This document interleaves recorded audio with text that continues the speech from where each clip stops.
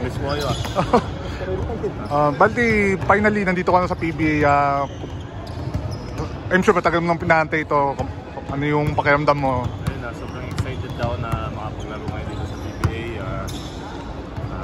Simula naglaro ko basketball, ito na yung pinapangarap ko na makapaglaro sa PBA. So yun, sobrang excited ako, lalo-lalo sa mga bago kong coaches, and yung mga teammates ko. Malaki yung new muli kasi sa MPBL eh. So, I'm sure, sigurado yung mga fans, pataas ang expectation sa'yo. Ano yung sarili mong expectation?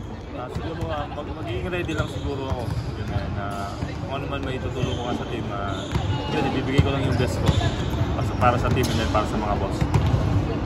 Labang pagod kasi realizable lang yung championship. Yun nga eh. So, yun, kailangan eh. So, kailangan ako dito sa team. So, yun, kahit na ito pa naman, nakapagpahinga naman ako ng ano eh, kahit mga ilang araw lang. So yun, trabaho na naman, so wala mo nang excuses doon na. So yun, kailangan ako ng team, kailangan ko magtrabaho. Sama ka ba sa Vegas?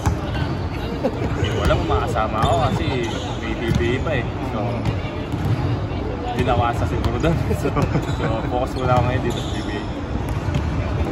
Okay.